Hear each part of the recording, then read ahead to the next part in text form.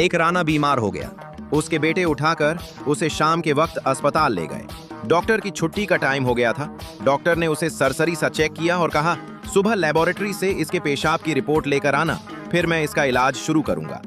राने का पेशाब बोतल में लेकर उसके बेटे ने कमरे में टेबल के नीचे रख दिया।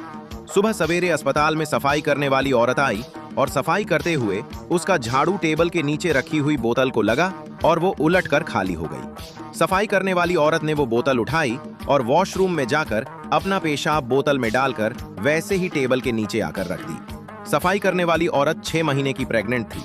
सुबह जब राने की रिपोर्ट आई तो डॉक्टर ने रिपोर्ट पढ़ी।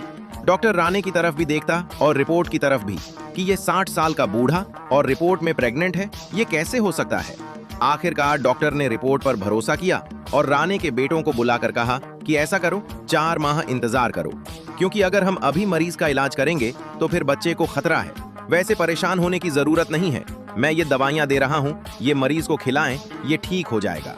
राने के बेटे गुस्से में आग बगूला होकर बाप के पास आए और कहने लगे कि तूने तो हमारी सारी इज्जत खाक में मिला दी, हमें सर उठाकर जीने लायक नहीं छोड़ा। बेटों ने राने को उठाया और सुबह घर लेकर आ गए।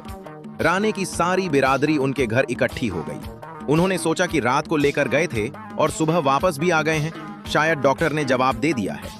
उन्होंने पूछा, राना साहब क्या कहा है डॉक्टर ने?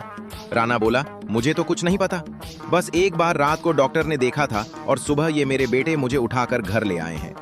राने का बड़ा बेटा उठा और बाप से कहा, अगर बिरादरी को बताना ही है तो ये रिपोर्ट पढ़ लो और खुद बताओ। राने ने जब रिपोर्ट पढ़ी तो उसका रंग उड़ गया और बेटे से बोला कि ये बात तुम लोगों ने मुझे वहां बतानी थी।